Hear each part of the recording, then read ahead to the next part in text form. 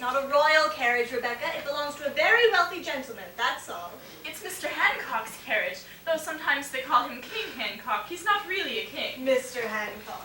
But see, it's a fine golden carriage fit for our lord and his lady. Lords and ladies indeed, Rebecca. This is America. We don't have lords and ladies here, and we don't want them. But if we did, they would ride in a carriage like this one. I would like to be a lady and ride in such a fine carriage as this. But Rebecca, we don't want lords and ladies. They just take the people's money and don't do anything. Oh, well maybe we could have a good lord and his lady, or two. Mr. Hancock, to whom that carriage belongs, is the leader of the Boston Patriots. He's a son of liberty and the president of the Provincial Congress, and I'm sure would not want to hear you say that you favor lords and ladies from Massachusetts. It's a beautiful carriage, just the same. Oh, I wonder where Mr. Hancock is and what he's doing. Oh, Mr. Hancock is probably looking at himself in front of a mirror or some such thing. Prudence, do you not think Mr. Hancock dashing? Little cousin, I think that Mr. Hancock is really a peacock. Prudence, Mr. Hancock is a gentleman held in the highest esteem. I think some deference is in order, not to mention respect. He's a man of considerable wealth and reputation. Oh, what if he comes out of the Reverend Clark's house to greet us? Prudence, how do I look? Swooning after Mr. Hancock? Ridiculous. Maybe he will come out. Maybe he will want to marry you. Rebecca, please. Mr. Hancock is practically engaged to Dorothea Quincy, who is staying with him there in that house. Anyways, I heard you were practically engaged to Dr. Prescott from Concord. And what is Dr. Prescott to you? It is none of your affair. And the good doctor's coming over for dinner tonight, is he not? Yes, he is, and that's more than you squawking geese need to know. Rebecca! Rebecca! I'm over here, Father. Rebecca, what are you up to? Nothing, Father. Hello, Uncle John. Good afternoon, Mr. Parker. Miss Lydia, Miss Prudence? She wanted to see Mr. Hancock's carriage. Now don't you girls go bothering Mr. Hancock or Mr. Adams. Jesus, who's doing that firing? Probably my father. Well, remind him for me there's a shortage of powder. Glory be! There it is! Good afternoon, Captain Parker. Ladies. Gentlemen. Begging your pardon, Captain Parker, but it's just that I never seen such a carriage. It's something, all right. Aye, it's quite an honor to have Mr. John Hancock and Mr. Samuel Adams staying with us in Lexington. It's a responsibility. And a little decorum is in order, girls. What are we all doing loitering about the Reverend Clark's house as if our guest were some spectacle to behold? I'd say that carriage is plenty of spectacle. Is that old Jonas doing that firing? It is. We stopped by to bring him to see Mr. Hancock's carriage, but he just mumbled something about luxury, love and idolatry, and fired his musket off at an imaginary legion of redcoats. At this rate, if we ever do have to fight them, we'll have nothing left but imaginary powder.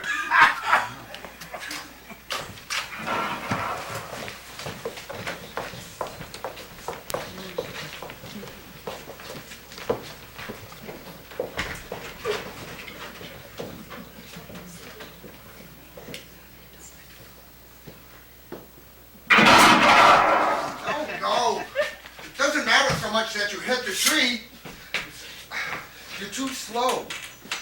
It should be more regular. Oh, give me that. It's proper that you hit your target, but rapid loading and firing is essential. That's all the redcoats do. They don't even bother to aim. We'll do both. We'll hit our target, then quickly reload. If you've been watching, leave some load and your flint where you can get at it. See? Easy, regular motions. We are attacked by an army of trees. We will be well defended. This is serious business, daughter. And where have you been? Your mother's been looking all over for you. Little cousin Rebecca made us stop and view Mr. Hancock's carriage. Looking about the Reverend Clark's house, have we? Father, we weren't. Now, what would the Reverend think if he saw you looking about his house? He would think you a queer girl. And you know his son has an eye for you. Now don't go and ruin everything. An eye for me. Thomas Clark couldn't hold the eye of a lady, except maybe if he was frozen in terror. Modesty is a virtue, daughter, when you might learn from Thomas. We've already discussed this, Father. It'll have nothing to do with Thomas Clark. If you aren't the most impudent girl I have ever met, I would surely never talk to my father the way you talk to me. I'm sorry, Father. I just don't care for Mr. Clark. Thomas is a nice boy, and his father is a man of wisdom and virtue. Although a little weak on some theological points, in my opinion, but good heavens, daughter. Your children could go to Harvard. Your sons could enter the ministry. Please, Father, I'm not married to Thomas You Clark. do what I say. I am your father. Now go in and help your mother. And stay away from any strangers from Woburn. Sylvanus is not a stranger. Well then, stay away from anybody with a name like a Forrest. What is it, Sylvanus? Sylvanus Wood? Remember, daughter, around here we shoot trees. Pity that. Father, Uncle John said not to waste powder.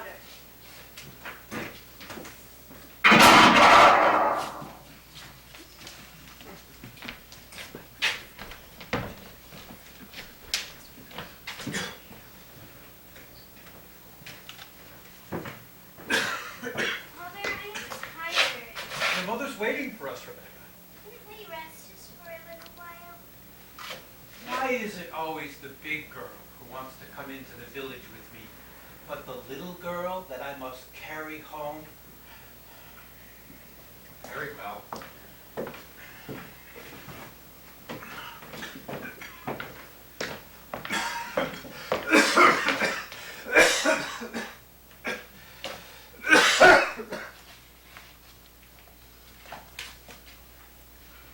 I was glad to see Mr. Hancock's fine carriage today, all the same.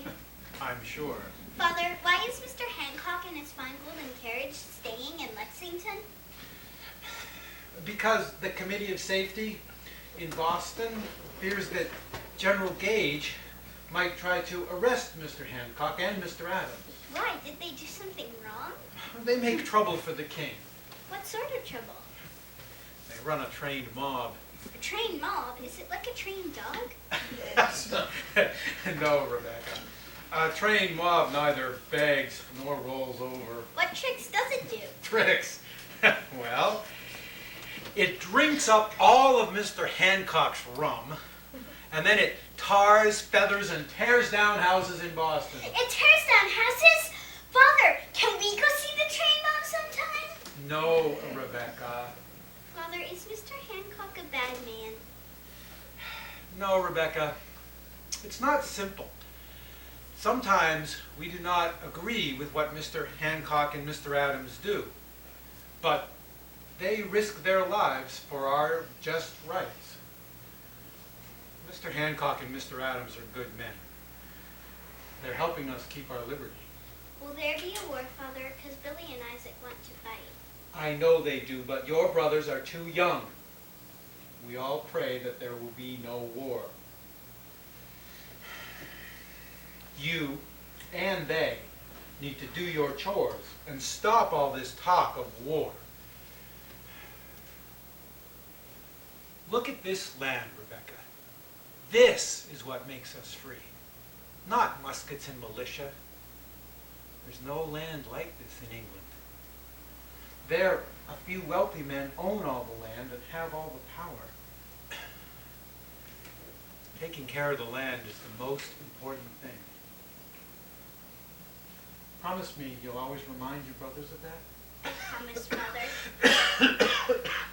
Father, Mother says your cough will get better when the weather gets warmer. I'm sure she's right. Come, we'll be late for dinner. We mustn't keep her waiting. Yes, Father.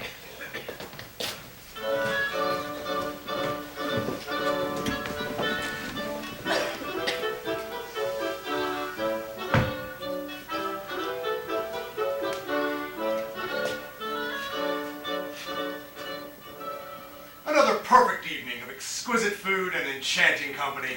I am sorry to see it end. No, Dr. Prescott, you are such a flatterer. Lydia, would you excuse us, please? I would like a brief word with your charming doctor. I guess I will say good night then. Good night, Miss Mulligan. Until we meet again. Until then. Dr. Prescott, I want you to know that I cannot help but be delighted that you have asked Lydia for her hand. I know my late husband would have been very pleased to have you in the family, sir. Times are changing so quickly. Men of character and virtue seem to grow fewer and fewer in this corrupt age of ours. But you, sir, strike me as a gentleman of the truest sort. Thank you, Dr. Prescott. Thank you, madam. Good night, then. Good night, Mrs. Mulligan.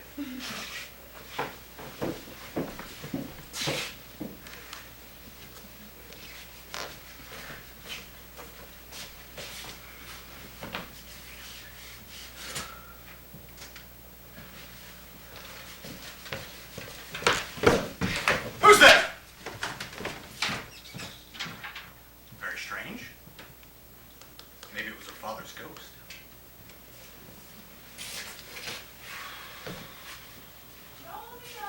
No, Miss Mulligan, just your doctor come to call.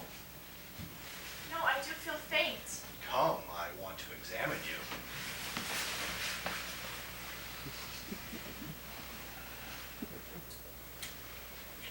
Doctor, that is an unusual probe you use on my mouth. It is highly sensitive, Miss Mulligan. Dr. Franklin of Philadelphia recommends it. Is that so? Well, I'm afraid it has only made me more dizzy and feverish. Indeed, then you require a more rigorous examination.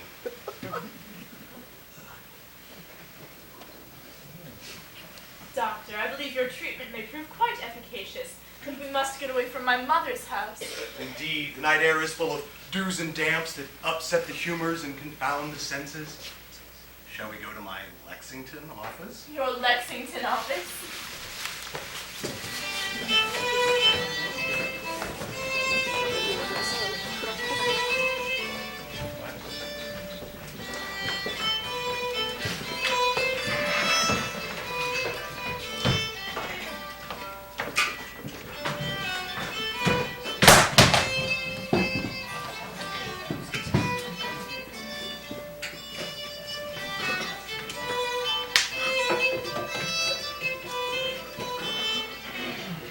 I don't see why you serve all the drinks when you've got a perfectly good Negro to do it for you.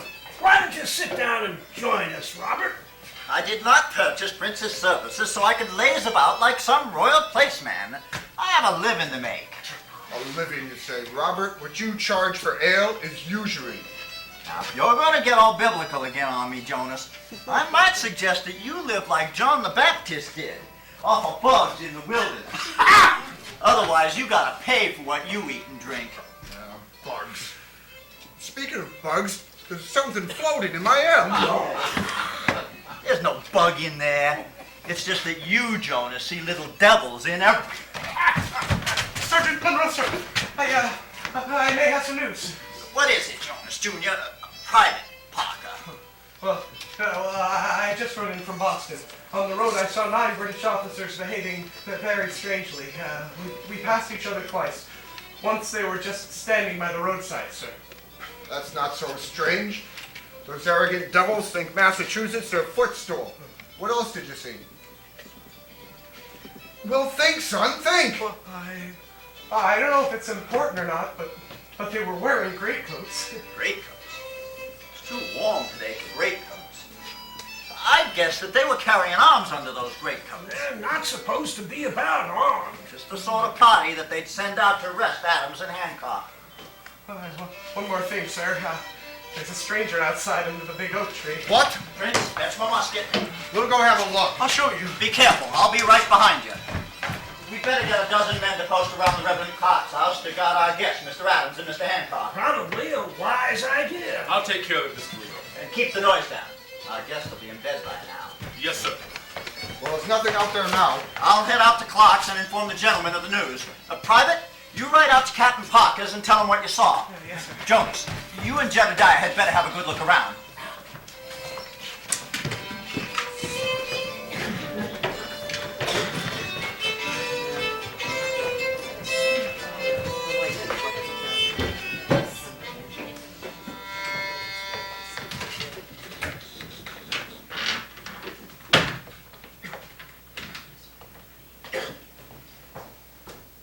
Let them come.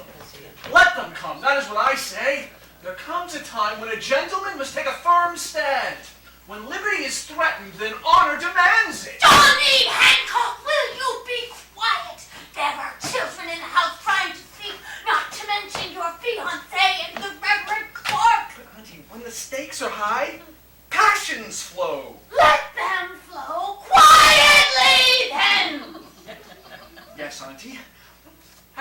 sword.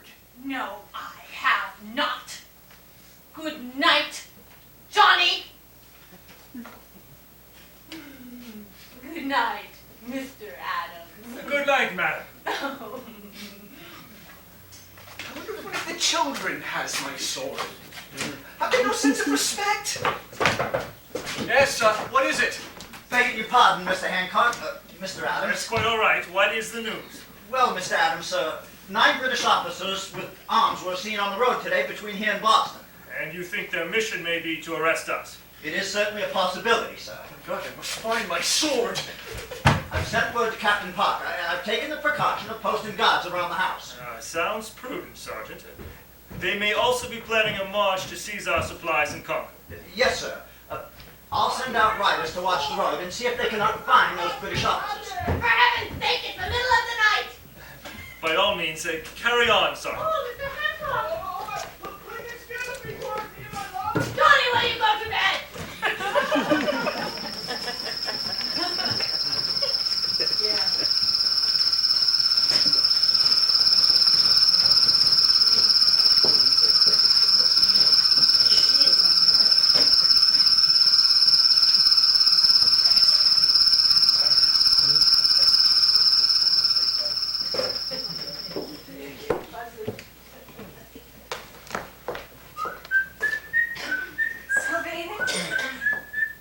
Sylvanus, that must be you. Sylvanus. Prudence. Or should I say my Diana? Let me look upon my bold queen in the moonlight, a beautiful huntress on a beautiful night. My charming Sylvanus. Oh, what's going on? Guess I don't have to wait for the other one to drop. Lydia! Such a disheveled pair! Methinks there is much debauchery here. Do not chastise us, sir, for it is us who interrupted your scandalous behavior, which was leading heaven knows where. Indeed, it is a good thing we were here. And that's Dr. Prescott, I presume. Why, Doctor, what would the good people of Concord say? I imagine some of the ladies there would benefit from similar medical attention. I think not. Who is this highwayman who questions the motives of Concord's good doctor? Sylvanus Wood, at your service as well. Well, I see you're already acquainted with me, but why don't you both come in here so I can meet Mr. Wood properly, and so we can all be out of sight so as to maintain our discretion.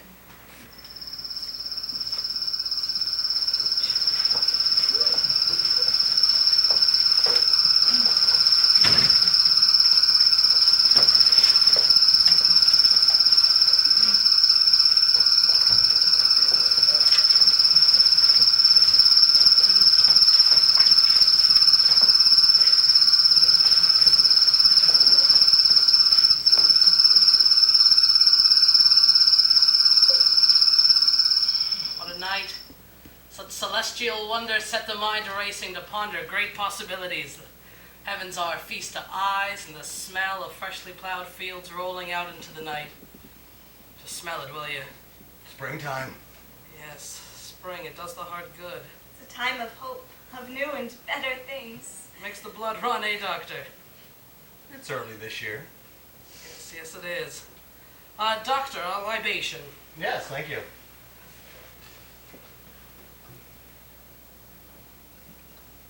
Well, that should improve the circulation. Rum's the best medicine I know. What? Second best medicine.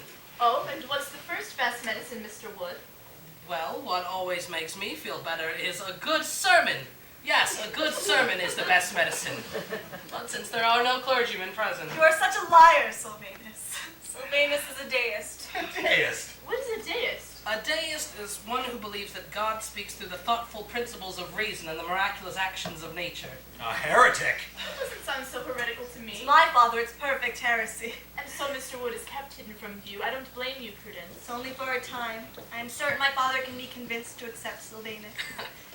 Mr. Wood, I should like to partake in a libation, if you please. Certainly, Miss Lydia. What do we have here? Who's there? Hello, Prince. Good evening, Miss Prudence. Miss Lydia? Or should I say good night? I guess it is a bit late. It is the middle of the night, Miss Prudence, and yet you seem to be having a little party. Now, I'm sure your parents do not know that you are here. No. Nor yours, Miss Lydia? Say, friend, can I offer you a drink? Friend? Do I know you, sir? I'm just a fellow offering you a drink. As good a place as any for a friendship to begin. I see. A drink might pass the time while I mull all this over. What do you mean mull all this over? Have a seat and join us. This is Sylvanus Wood of Woburn. Oh, with a name like that, one might think he was from an enchanted forest. You know, he just might be. Say, has old man Jonas Parker met you yet? In passing. Passing by real quick, I imagine. You know, your father and brother were next door not half an hour ago. What? Why? It seems the regulars might be up to something tonight. Really? Like what? Now, sir, I don't believe I have made your acquaintance. I am Samuel Prescott from Concord. Prescott from Concord? Are you one of the line of Dr. Prescotts? The same. Now, please, tell me what's happening. Dr. Prescott. Very respectable, Miss Lydia. We're engaged. Engaged? Oh, waiting for those nuptials can be oh so tedious. You wanted a drink, Miss Lydia. Oh, no, I don't think so. But I thought you just asked me. Anything wrong, Miss Lydia? Surely you don't think Negro lips are contagious? Sylvanus! Of course not! Are they? No. Here, give me that, please.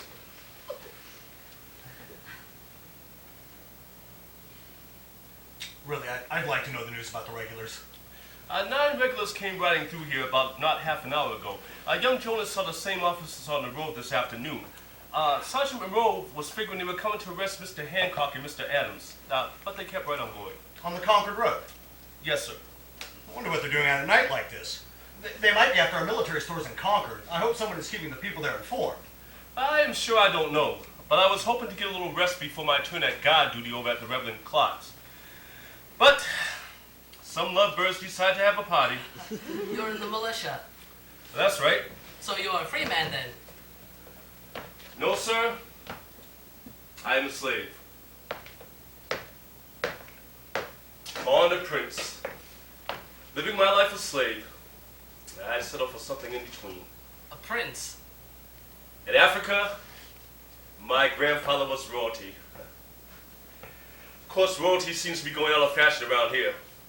A good thing I'm a slave, because while people tire of kings, and they always want slaves. Because of his African royalty, we call him Prince. The people of Lexington have quite a sense of humor, they do. Say, Miss Lydia, keep an eye on doctors' lips to make sure they don't start swelling up. Oh, please, I just don't care for a strong drink, that's all. So how is it that a slave gets to carry a musket? Oh, everyone trusts Prince. You can be trusted, yes? Mr. Benjamin Exterbrook, from whom I work, is quite zealous for liberty. So much so that if I fight for his, I will gain my own. No fooling. That's what he tells me. And you believe him? I expect him to keep his word. If he does, then at least you, my friend, will have something real to fight for. What do you mean by that? What I mean is that politics is conducted in Massachusetts by a bunch of hotheads. War is the real enemy, Dr. Prescott. The kind of peace that exists under a tyranny is no peace at all.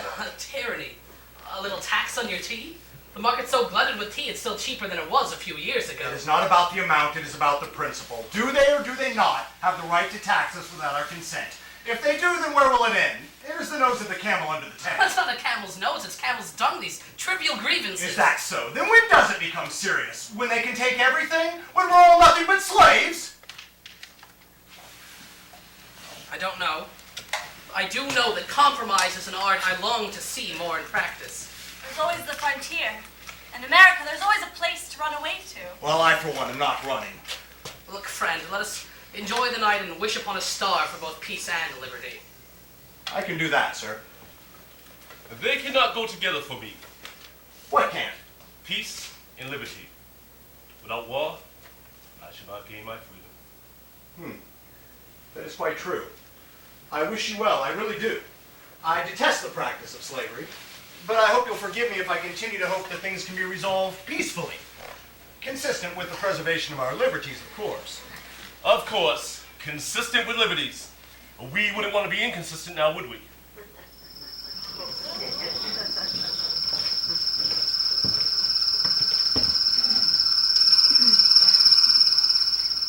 To arms! The regulars are coming out! To arms! The regulars are coming out! Awake! Sound the alarm! The regulars are out! What's your business here? I need to see Mr. Hancock and Mr. Adams. That is not possible. I am Paul Revere. And? And it's urgent. urgent. The family has retired for the night and they have requested that they not be disturbed by any noise about the house. Noise? There'll be noise enough before long. The regulars are coming out. What did you say your name was? Revere. Paul Revere. All right then. Oh, it's Paul Revere. Well, I'm not afraid of you.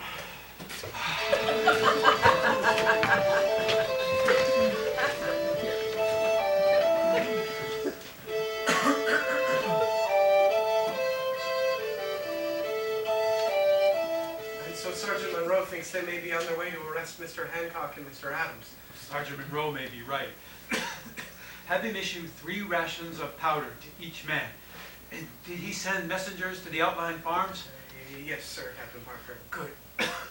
Tell him I'll be there as soon as I can. Be careful on the road. Yes, sir.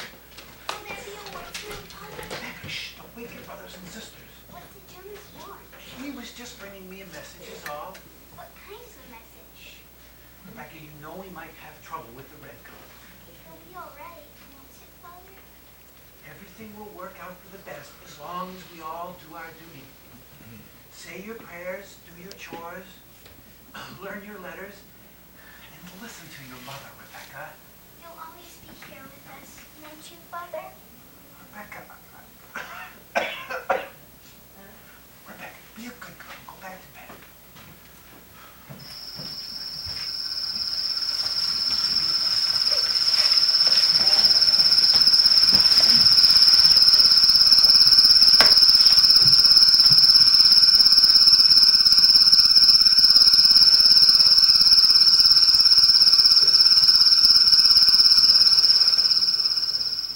You know, lately I just haven't been getting any sleep. And where exactly do you sleep? Well, I used to sleep in a room right below here. But I don't sleep there anymore. No, ma'am. I can't sleep with young ladies and gentlemen romping through Cupid's garden above my head. I'll have you know, Mr. Prince, that this is my Lexington doctor's office. You see, I'm a doctor, so everything is done strictly according to the Hippocratic Oath. She was getting a treatment. Better than a set of leeches, I'd say. Don't help me. I'll have that drink now. Here's to your free spirits, Miss Lydia. You gentlemen, like most gentlemen, are hypocrites. How so, my queen? We're just having a little fun is all. Nothing makes you more unhappy than when your wives and daughters show the least independence. But you seem quite delighted right now by our free spirits. Please, my bull Diana. Why do you call her that, Diana? Because she is Diana the Huntress, queen of the forest. You ever see her with a fowling piece? She can shoot the bill off a duck at 100 yards. Her father taught her that, but she should not confuse my views of the fair sex with his. You are different, which is why I love you, Sylvanus. But if you are a lawmaker, I wonder if you would remember the ladies. Remember them, I can't take my eyes off them. Look at me! The ladies, Sylvanus, you're all ready to fight for liberty. Will there ever be as much liberty for the fair sex as there is for you gentlemen? Do women not also have the capacity for reason? It would seem that someone neglected to liberate you, Miss Prudence. I guess so. It is at least reasonable that a woman should have the right to marry for love. Oh, at least. And my father won't stand in my way. Over his own dead body, you won't. As long as we're being forward here, I know your father. He'll never consent. What are you thinking, Prudy? I have my own little rebellion underway. That's all. Well, I think it's easier to confront the weight of the entire British Empire than it is the stubbornness of your father. Here's to rebellion! You know, I always wanted to drink to that. Lydia, sometimes a lady has to take a stand. Uh-oh, trouble. It's an alarm.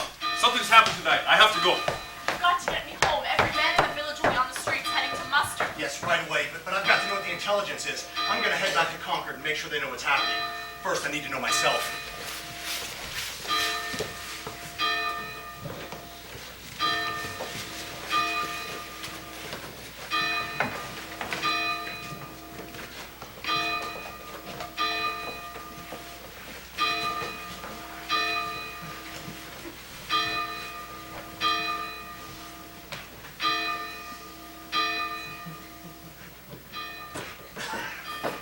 Greetings, John. Gentlemen, some dirty redcoat feet marching on free soil tonight, Captain Parker. That's what I've been told. It'll be like all the other times. We'll just give each other dirty looks and call each other names. We'll do what we have to. Gentlemen, good evening, Captain Parker. I hear we must prepare for 12 to 1,500 red-coated visitors. I'm certain that you and your men will do your duty, Captain Parker. Yes, sir. This is the real thing, Captain. We'll be ready. Dawes! You made it. Hello, Revere. Oh, sir, vital message from the Committee of Safety in Boston. Well, what's a copy of the other letter Mr. Revere brought from Dr. Warren? Dawes, we must press on to Concord. And you, gentlemen, must be evacuated. I don't know as if I'm ready to leave the scene of the action. Obviously, the more time we have, the more units we can assemble, the better chance we have of matching the British force. Quite right. The militia units of all the various towns must join forces. Which is why we must not linger, Dawes. We must press on to Concord to make sure the supplies there are concealed and to further spread the alarm. Do you have any orders for me, sir? You seem to have things well in hand, Captain. When do you expect your militia to assemble? It will take 30 to 45 minutes for the men from the outlying farms to arrive. If the British are found on the road before that, we'll muster immediately with whatever we have. I see. May we inspect your militia when they do muster? Certainly, Mr. Adams.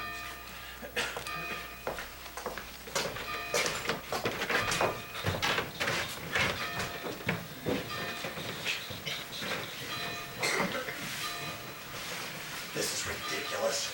We're acting like spies. Just get home and get on the road, Samuel. I need to know what's happening first.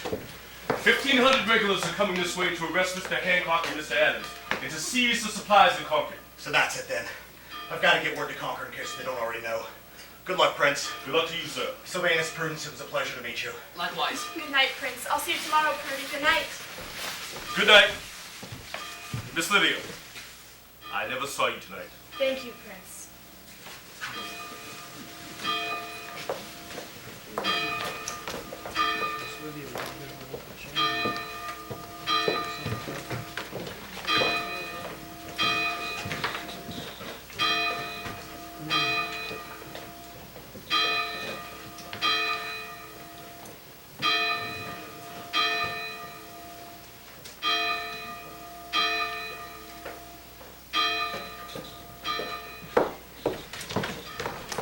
Prudence! In the name of heaven. No, don't touch her! Oh, wait, Sylvanus, just get out of here. You stay away from my daughter. Do you understand I me? won't let him hurt you, Prudence. He won't, but you must go. Just go, Sylvanus. Devil take you, you vile piker! No! I'll never let you go, Prudence. Prudence, my precious Prudence. Touch me. Don't you touch me. Why do you dishonor me so, I will daughter? marry Sylvanus. Not! I carry his child.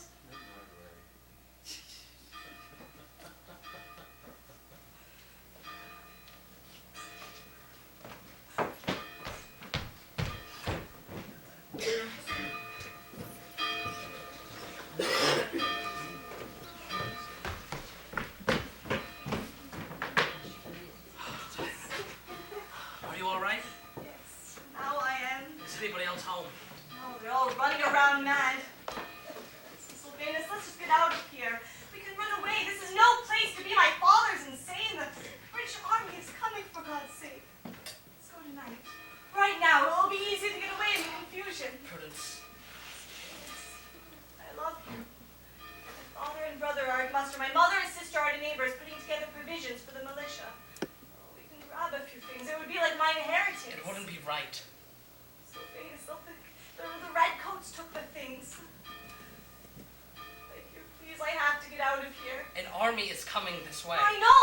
It's a perfect diversion. We can buy some land in New Hampshire.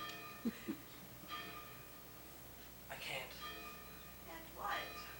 It's one thing to refuse to fight over some theoretical abstraction. All this debating about taxing authority is to me like so much arguing over how many angels can dance on the heads of pins. You know that. What are you saying? What if our towns are attacked? It probably won't come to that, but what if there is burning and pillaging and God knows what else? I beg you, please do not start thinking like my father. Prudence, I can't run. We have to stand up to the regulars. We have the perfect chance to get away, and you want to fight? We have to show them that we will defend our liberties if pushed too far. You do sound just like my father. Meg, what is wrong with you? You're all the same, just foolish little boy. Try to understand. I understand. I understand old men would rather fight and die for liberty than actually live it. Listen to me. Venus, our child needs a father, not a martyr. Our child cannot be raised properly under the boot of an occupying army. What are you going to do? I'm going over to the green to see if I can't volunteer. My father will shoot you before you get there. Your uncle is a militia captain, isn't he? He's my father's cousin. And is he likely to give me much trouble? No, but I am. Venus, I could not bear losing you. I have to go. Don't worry. All this excitement is probably about nothing.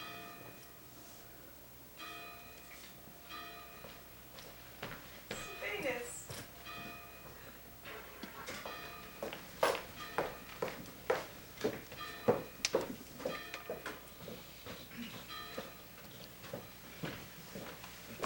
You there! What is your business on the road at this hour? Who's there? Friends of Liberty, and who are you? Likewise a friend of liberty and the just rights of Americans. Where are you going at this hour? Concord? Why? I live there. We are on our way there as well. Where are you coming from? Lexington. And what brought you to Lexington? My fiancée, Lydia Mulligan. You're heading home rather late. If you saw Lydia, you would tarry as well. Oh, yes, and she is a beauty, is she? Aphrodite blushes with envy. Good man, good man. I am William Dawes. Dr. Samuel Prescott. We hear the regulars may be out tonight. Yes, I heard the alarm in Lexington. And that's what brings you hurrying home? I did not catch your name, sir. I am Paul Revere. I'm with the Committee of Safety. Can't say that I've heard of you. But yes, I want Concord to be ready for the regulars. We've got to get our supplies hid if they are coming. Yes, we are on our way to warn them as well.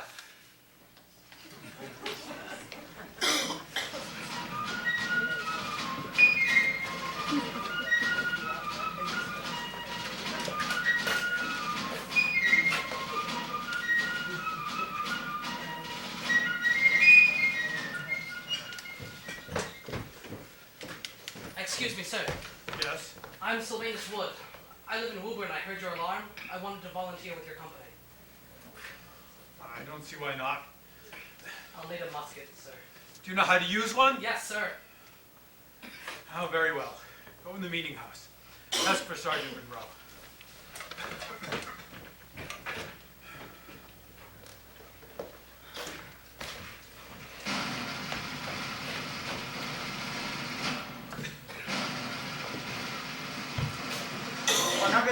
Men present and accounted for. Thank you, sir. Mr. Jonas Parker Sr. and Mr. Jedediah Harrington, would you gentlemen please join us?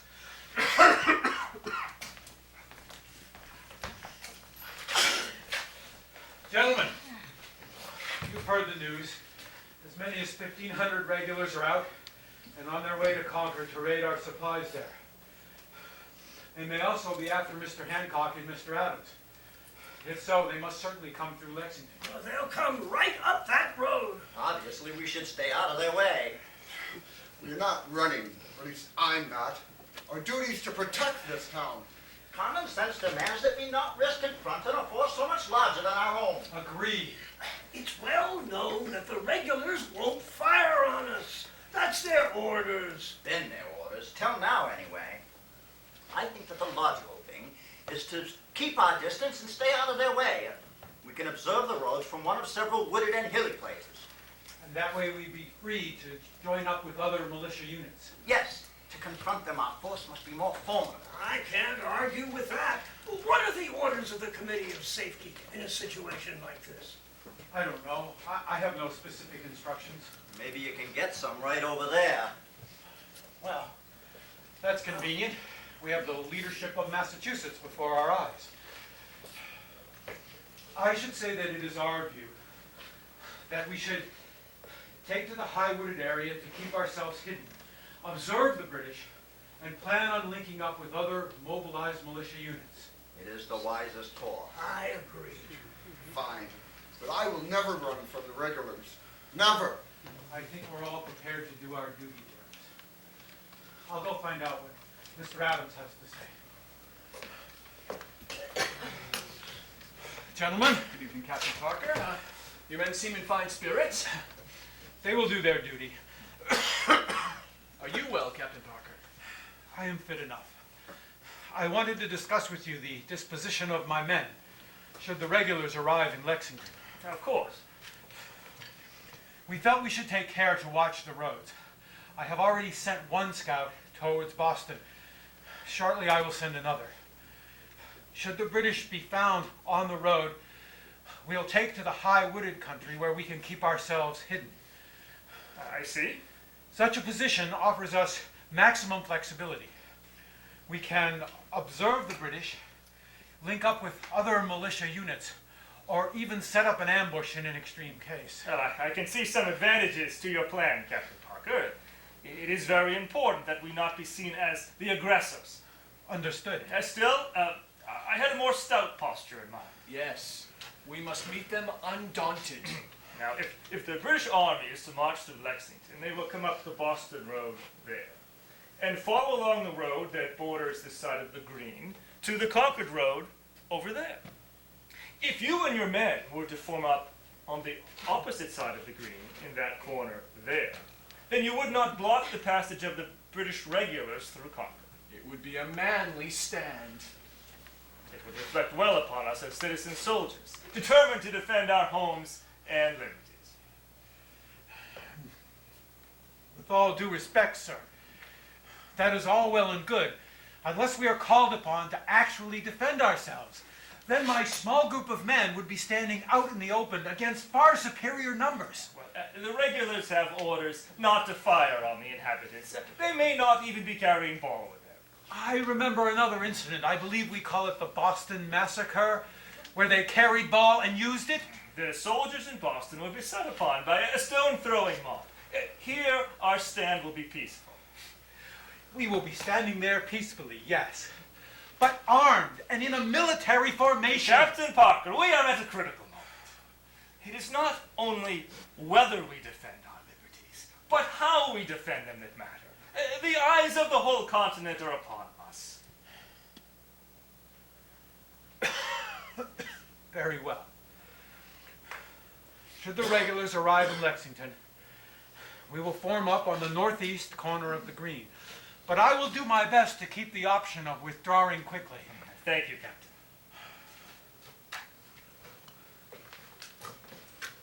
Gentlemen, should the regulars arrive in Lexington, we'll form up on the northeast corner of the green. That's what Mr. Hancock said. Those are our instructions from Mr. Hancock and Mr. Adams. Seems like poor tactics to me. There's more to this than military tactics. I don't like it. It leaves us vulnerable. Most of us standing here have fought shoulder to shoulder with the British Army.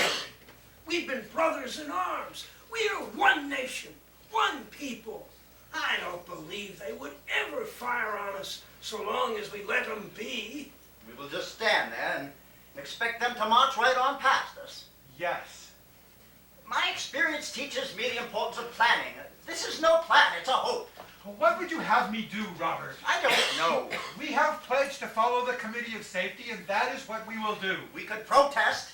To what end? Either we are willing to follow them or we are not. Who here is not willing? I'm an old soldier, John. I will follow orders. Samuel Adams asked me, I'd stand alone against the whole British Army. I have no doubt, Jonas. Robert, find me a couple of scouts to head on down the Boston Road. Have them split where the road splits. We need to find out where that column is, or whether it's there at all. Yes, sir. Perhaps Captain Parker is right. He must think of his men, of course. If something should go wrong... The greatest thing that could go wrong is that we lose this moment to save our liberties. Blows must not be put off until such a time that we have lost our will to fight.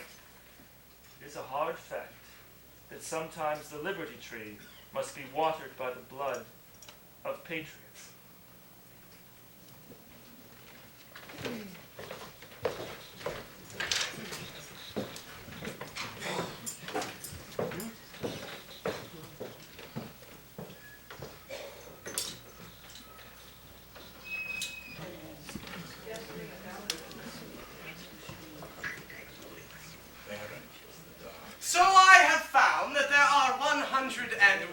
ways to fool a British soldier. As to fooling the officers, well, there are so many ways that you couldn't find a redcoat who could count so high. You have a history, then, of writing for the Committee of Safety. Oh, well, yes, I do, as a matter of fact. But not like my good friend Revere here. Why, he's made journeys to Portsmouth, New York, why, even Philadelphia. He's like Mercury. That's so. It is. As a messenger, however, I would say he's more like a blunt object. Crude, but effective. Oh, please, Dawes. He just lacks creative style. I mean, look at that face there. It's Paul Revere. Steady, efficient, courageous to be sure, but very, very dull. My God, Dawes, you will wear the good doctor's ears out. Oh, and a little bit touchy, too. Me, I approach the messenger business with a little more flair. For example, once I was requested to get a note past the guard at Boston Neck. So what did I do? Well, I noticed this one officer marching up and down through the guard post. So I follow him. I stumble all around Boston, pretending to be a drunk. And begging for money for a drink. And so this officer, he marches right back through the guard post, and there I am, stumbling along right behind him, past the guard. Brilliant, no? John Locke, Isaac Newton, and Leonardo da Vinci all rolled into one. You're just jealous because you have no style, Revere. Since you like to talk so much, why don't you go warn the people of that house what's about? I'll do that. I know the family. I'll come with you. Come along.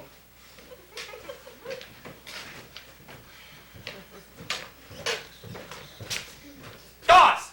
Dawes! You there in that field? Please don't make any sudden moves. Sir, we have them surrounded over here.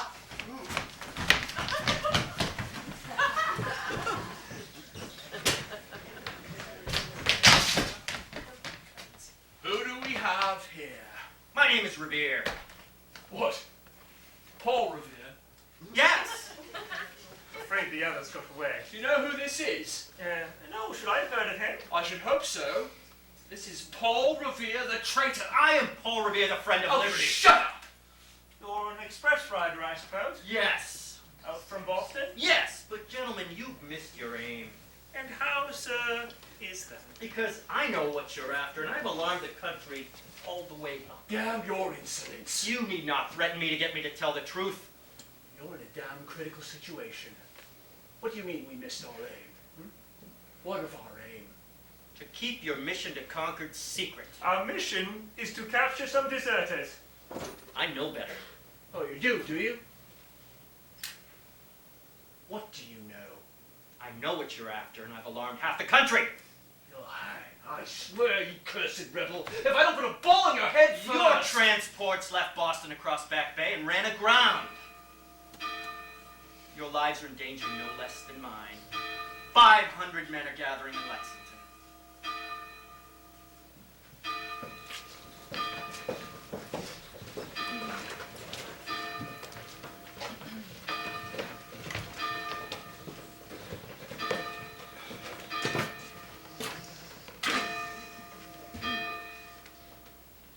Any word?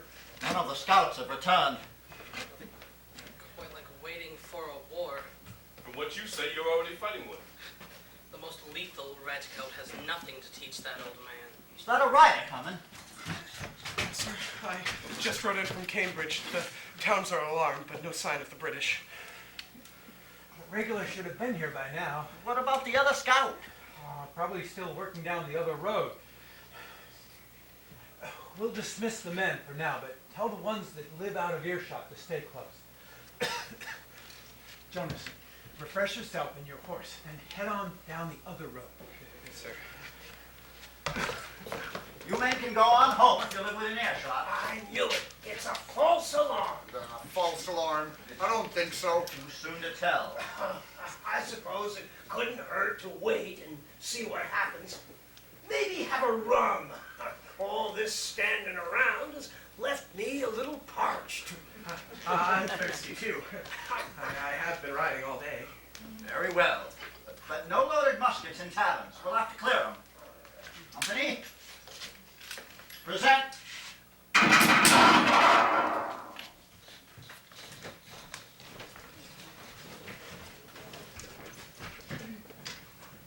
What in the hell was that?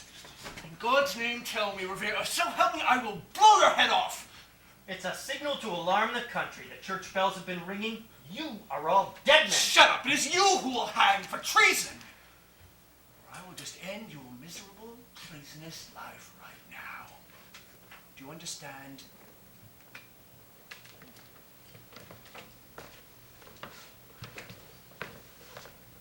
Captain Cochrane, what is your assessment of the current situation? The countryside is clearly in a state of alarm. I see no further point in intercepting any more traffic along this road. Clearly. We must inform Colonel Smith of the rising of these militia. I agree, Major. It won't do to try to get the prisoners past the large body of men gathering in Lexington. Release Revere and all the other traitors we captured on this damn road. Let them go.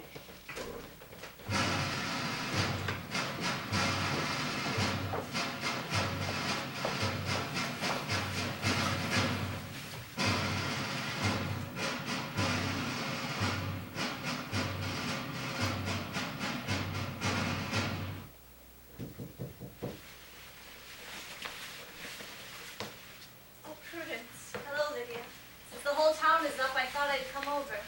Hello, Mrs. Mulligan. Oh, hello, Prudence. We're just preparing some food for the men.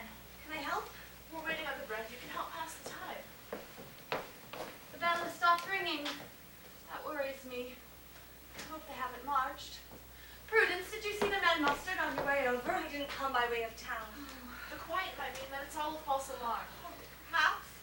But perhaps they have marched. Oh, Lydia, perhaps your brother is marching off to war. Now, Mother, it's probably a false alarm like the others. I'm going down there. I need to know what is happening. Poor Prudence, you look terrible. You must be worried about your brother, too, and your father. Yes, madam. The tension is unbearable. I'm going down there. I'll see if I can find my son and get some news. And I will look for your father and brother so as to put your mind at ease. I'm not certain if that will calm my nerves, Mrs. Mulligan. Nonsense. There's no point in just waiting here, assuming the worst, and we have no idea. I'll be over with the bread, Mother. Thank you, child. This is such a terrible night. My father and Sylvanus had a violent fight. My father would have shot him had his musket been loaded. Instead, he tried to beat him over the head with it. Lord. And now the British army is closing in. British tyranny. What a joke, Lydia. This village is what's oppressive. What do they know? What do these sons of liberty really know about liberty? Maybe if King George ran things more closely, we'd have more liberties, not less. You're not thinking sensibly, Prudence. Aren't I? Tell me how I'm freer with men like my father in charge. Tell me, for God's sake, tell me. And men, Lydia, they always want to fight. Why is that? Why can't they just leave things well enough alone? Give me the king's peace any day.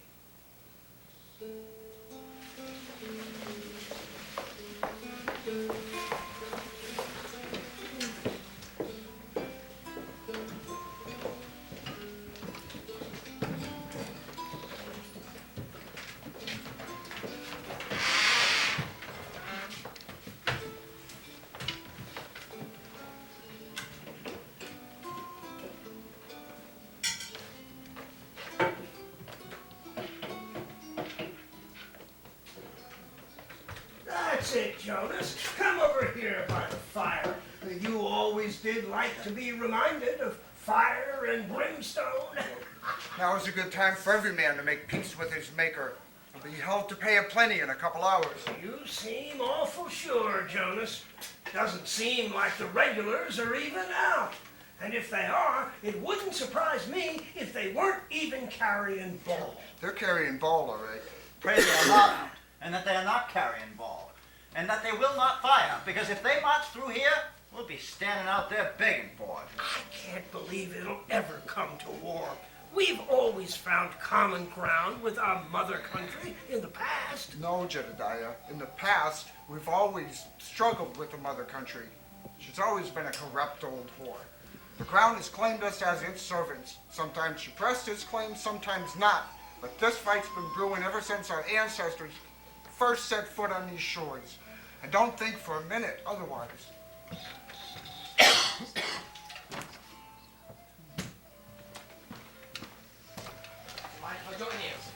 I may not be good for your popularity.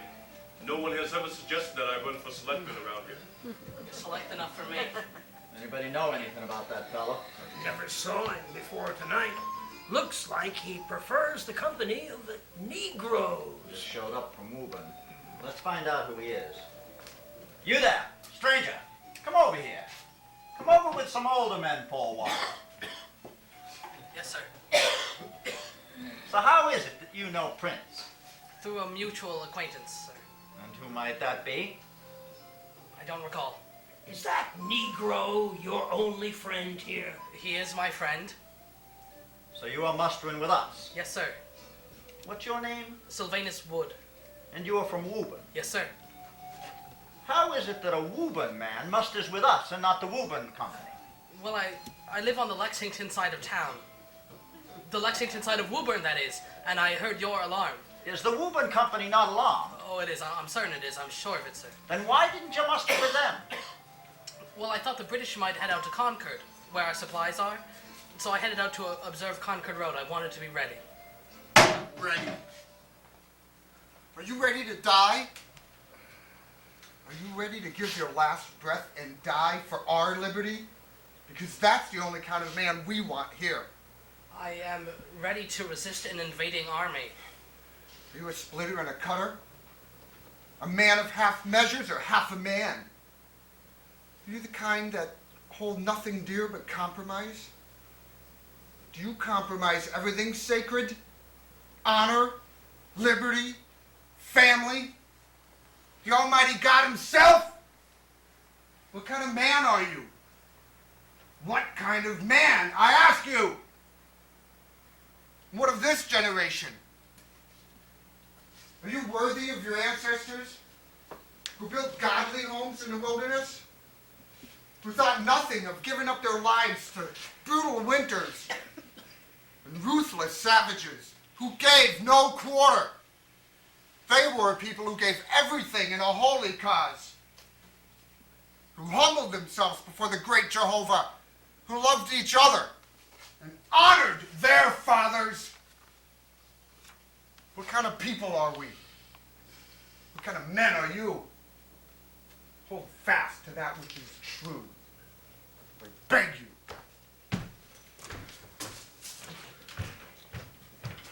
Jonas can be a little zealous. Yes, sir. He asks a good question, though. Why will you take up arms? Sir, I confess I'm not always comfortable with the politics of the Patriot Party. They are, in my opinion, too quick to quarrel and too slow to compromise. So, yes, I believe in compromise. But the British have no right to invade our land with their armies. I'm not eager to fight, but I think a time may come when we have a civic duty. I hope for peace. Not the sort of thing a spy would say. Gage of spies who always tell us as old Jonas there. There's no shame in hating the business of war. There is not. I carried the Union Jack at Louisburg. I love that flag. But we must stand up for our rights from time to time. Our ancestors had to fire on that flag to preserve their English liberties. This was used against the armies of Charles I in the invasion of Pull Scotland. that out here, Jedediah. You're gonna hurt someone. Are you afraid of the old Liberty Blade, eh, Robert? Settle down, you bunch of buffoons. There's just some cold steel is all. Listen, lads, this was used against the armies of Charles I. My grandfather brought it from Scotland. It's a sword of liberty. Such men who fight for liberty are stronger than the armies of tyrants. That's so.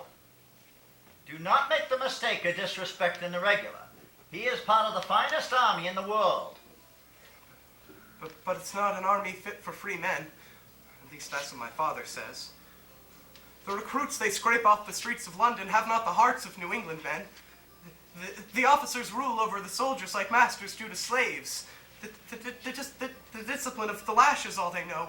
Is that not so? Aye, it's true.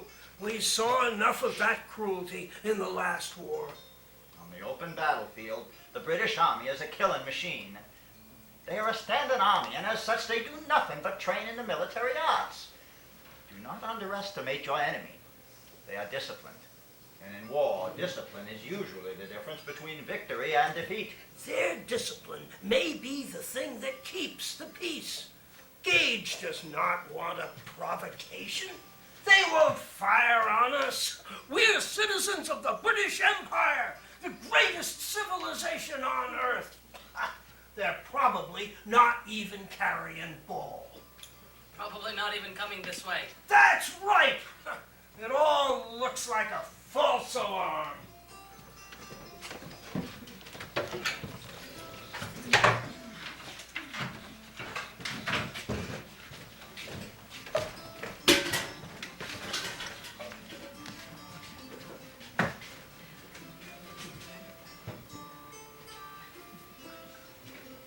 Colonel Smith, sir. Major Mitchell, what news have you? Sir, I must report that the entire countryside is up in alarm. 500 militia await us at Lexington. We saw no more point in guarding the road. Yes, I see. That is unfortunate. We have heard similar reports. Look alive, gentlemen. Let us proceed, Major. Was that fired at us? It could have been a signal gun. Perhaps. But we shall not be caught off our guard. Sergeant Major, order the men to load their weapons. Rhyme in there.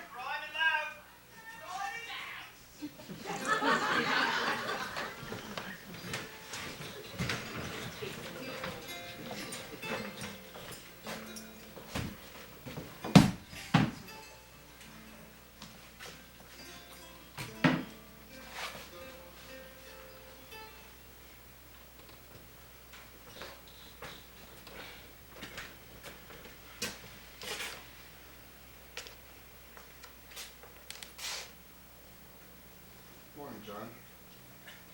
Is it morning yet? Be daylight in an hour or so. It's been a long night. Aye. Well, if I join you. Have a seat, cousin.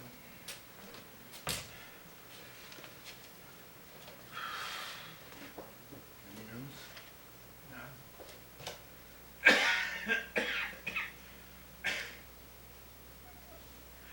I heard you gave quite a speech at the tavern, worthy of Cromwell. Cromwell. He's from a different generation. You're not worthy of Cromwell, Winthrop, Endicott.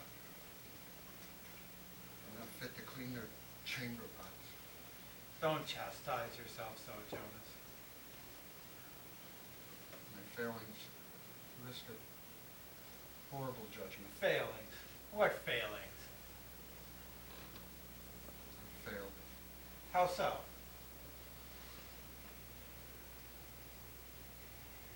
I can't say. It's between me and my maker. Well, as far as I'm concerned, Jonas, you are a rock.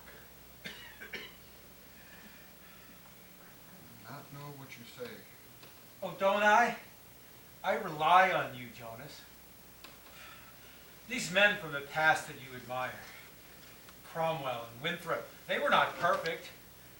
Remember, Cromwell became a dictator. You're the steady one. It's I who rely on you. I trust you to make the right decisions, Captain Parker. It's more than I can say for most men. More than I can say for myself. You look to the past and find yourself unworthy. I look to the future and find myself unready. What tomorrow will bring, I know not. I try to prepare for what will happen, but I cannot foresee everything.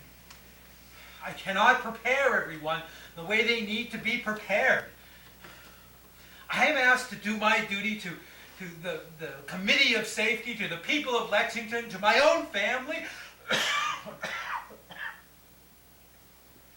I don't think I can do it all, Jonas. Trust in God, John. You say that, but were you listening to yourself a moment ago?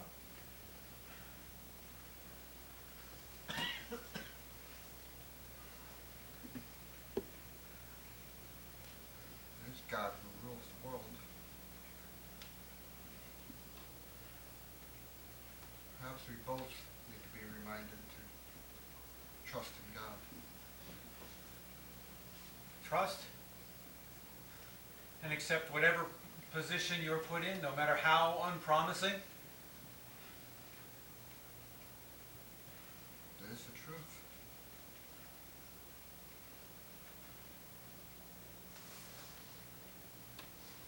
Trust God. And carry plenty of ball and powder.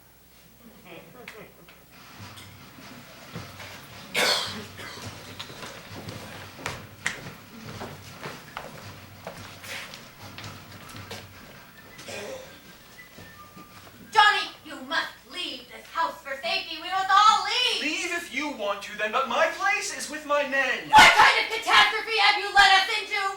Oh, my dear, the whole British Army. And what do you mean your men? Yes, my men! Auntie, please get my pistols. They're upstairs. I wish I had my musket. You get your toys yourself. They're pistols!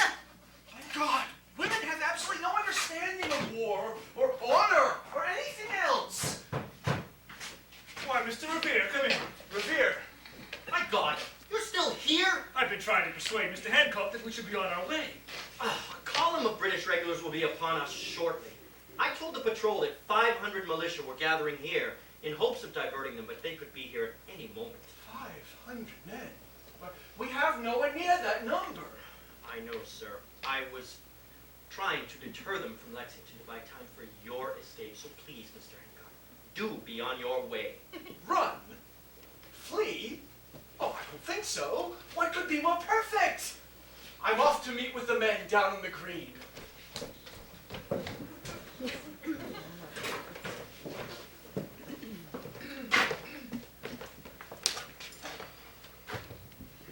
The column could have turned back. It's possible. Ah, Captain Parker. How go the preparations? We'll be ready, but there is no sign of the regulars. Well, they're probably frightened like rabbits. Anyway, I thought I'd encourage the men. Fine idea, sir. Those men over at the tavern, they could use some encouragement. I'm sure they would be honored if you spoke with them. Indeed. Thank you, Captain Parker. Sir, the British Army, it's coming this way. How far? I don't know, maybe half an hour? Half an hour. Sound the alarm. What did you see? No, there were hundreds of them.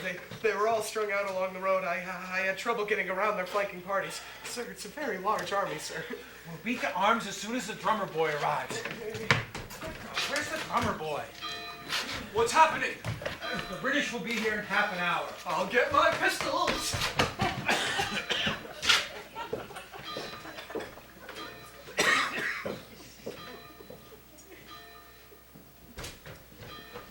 What is the news? The British Army will be here in 1/2 hour. You gentlemen must leave immediately. Abandon those men? I don't think so. Oh, for God's sakes, Johnny, will you go? I will not. Johnny, you are being difficult. I am not. Really, you must go now. John, listen, our place is in the cabinet. We are too valuable. You are too valuable. Well, very well. A wise decision. But if I had my musket with me, I would never leave those men. Come along with me, Mr. Hancock. You know, it occurs to me that my trunk is over at Buckman's. The trunk with the papers of the Provincial Congress? That's the one. There's enough evidence in there to hang every patriot leader in Massachusetts. Really, Mr. Adams? Must I do everything? Very well. I will fetch the trunk.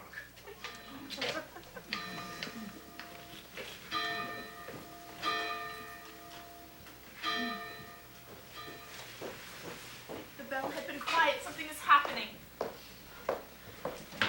Sylvanus, deliver the bread. What is happening? The British will be here in 25 minutes. You must go. We could both go. Please be gone by the time the regulars arrive. We could both be gone. No!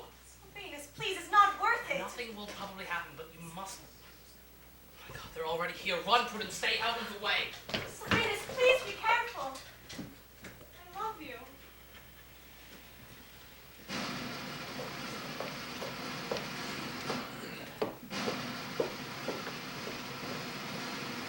They are maybe a quarter of a mile away, coming fast.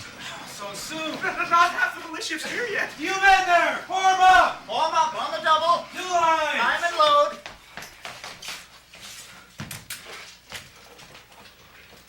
Mr. Wood! Mr. Wood. Let me take a stand by me.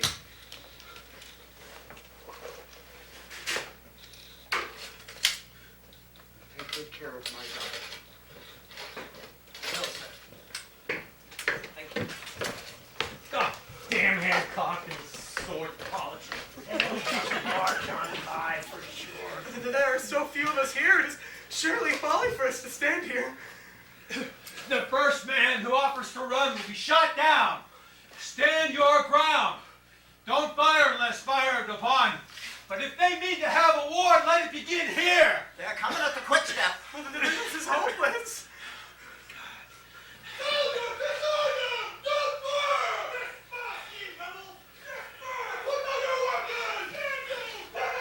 Disperse. Don't fire. Move off.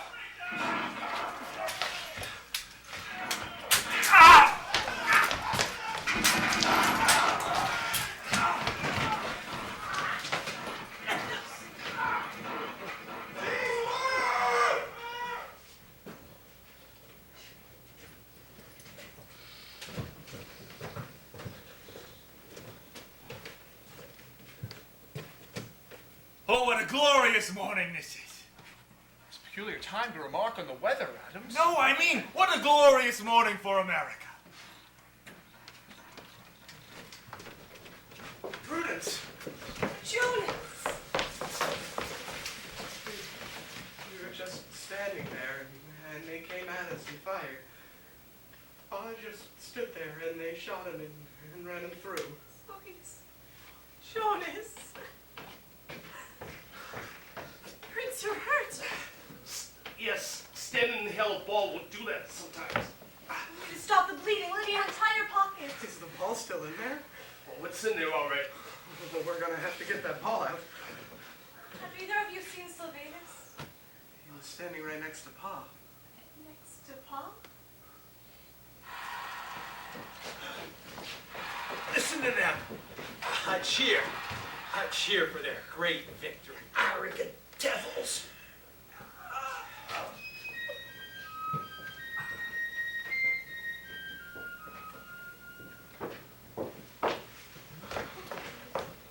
It's Pa! Lydia! Oh, Prudence, Jonas, I'm so sorry. Oh heavens, what a day this is! He had no fear. He stood his ground and he died there. Stubborn old man. Prue, what are you doing? I don't know, what if we have to defend the house? You would want us to defend the house, wouldn't you? You'll fend off the whole British Army, will you? I don't know, Jonas. I don't know. Can't look at him anymore. I have to find Sylvanus. I'm sure he'll show up soon. What if he was wounded and crawled off somewhere? Maybe he went home. He wouldn't leave me like that. He would never leave me. I have to find him. No! Harper, Jonas. You were right. We never should have stood out in the open like that. Captain Parker, sir, we had our orders. We are New England men. We should have our say. did exactly the right thing. Did I? And how are our friends Hancock and Adams? Safely away. Good for them, then. Oh, Robert, my dear friend, in all my days, I have never seen so many tears. Sons have lost fathers, and fathers have lost sons. My own Caleb, he's... A father should never outlive his son. God be with you, Mr. Harrington. Jedediah, I am sorry. We'll set up a morgue in the meeting house. But first we must take care of the living. Ball in there? Yes, sir, I believe so. No, it's not too deep. Plenty deep enough, sir. We'll need a drink before we dig that out. Let's head over to the tavern. Look at it as the birth pain of freedom. Wait! You know I lost my son Caleb today. They shot him down in the back as he ran out of the meeting house. Yes, sir, I'm sorry, Mr. Harrington. I have no son now. No son of my own flesh and blood. Those who stood with us this morning, they are now my sons. I make no exceptions. As far as I'm concerned, you are my family too, sealed in blood. Thank you, sir. Excuse me. I was wondering if anyone had seen Sylvanus Wood. That fellow from Woburn? Yes. Looks like him coming now. Sir, I'm prisoner, sir. Good job, Mr. Wood. Did he give you much trouble? Nothing I couldn't handle, sir. Hello, Prudence. I'm sorry about your father. His name is Liam. He's not a bad sort. I was so worried when you did not come back. I followed the British column for a while. When you captured that grenadier. To tell you the truth, he didn't put up much of a fight. He was just sitting against a tree. He's no killer. The poor fellow was pressed into service in Ireland. What a sad scene this is. Yes. This is a sad day. But the day is not yet over. And the British have a butcher's bill to pay. I do not know where this will end, but we must meet them on grounds of our own choosing. Sound the alarm. We'll beat to arms in 2 hours. Private Prince, come with me.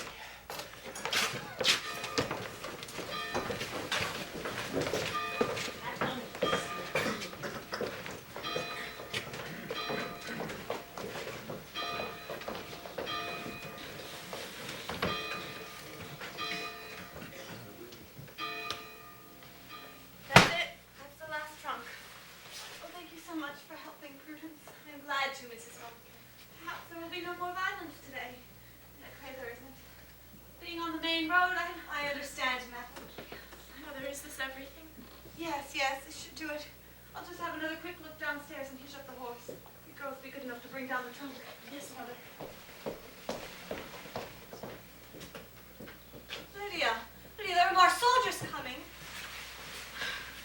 Look at them all. It's a sea of red. I wonder if they're here rendezvous with the first bunch of murderers. Prudence, we have to get away from here now. They're setting up cannon on that hill. They're burning houses. Look, Prudence. They're burning our homes. There's one coming with a torch this way. Wait. Where are you going? Prudence! Prudence, they are coming! Prudence, are you mad? What are you doing?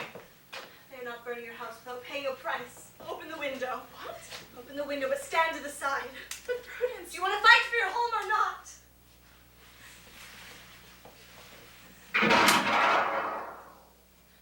the one with the torch, he's dropped it. He's clutching his chest. Prudence, you shot him. Let's go. I can't believe it. Lydia, what in heaven's name was that sound? Mother, we have to go now. Prudence shot a redcoat. She would come. There's no time.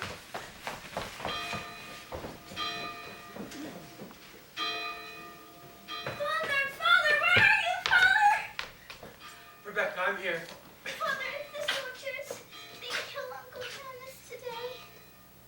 Yes, Rebecca. And Mr. Harrington.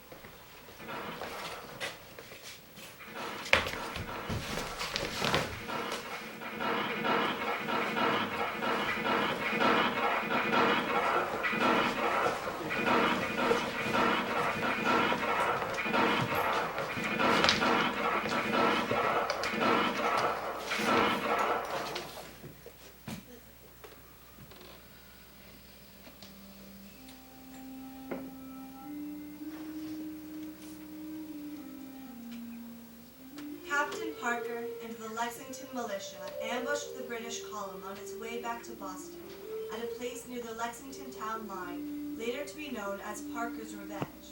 It was here that discipline in the British Expeditionary Force began to collapse. These battered British soldiers were saved from certain destruction by a relief column of fresh troops that had arrived at Lexington Green, the very place where the American Revolutionary War had begun that morning. Captain Parker lived to rally the town, but was dead within the year of tuberculosis. Nothing is known of the real Prudence Parker except the dates of her birth and death. Her father boasted that he would never retreat from the British Army, and indeed he refused to budge on Lexington Green, where he was killed. Some women at the time of the American Revolution resisted the patriarchy of their ancestors. Choosing their own husbands by becoming pregnant was a known practice.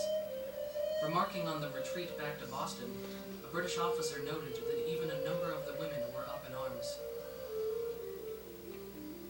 Little is known of the real Sylvanus Wood, except that for some reason he and another man from Woburn mustered with the Lexington militia and not their own Woburn company. Sylvanus captured the first British prisoner of the American Revolutionary War.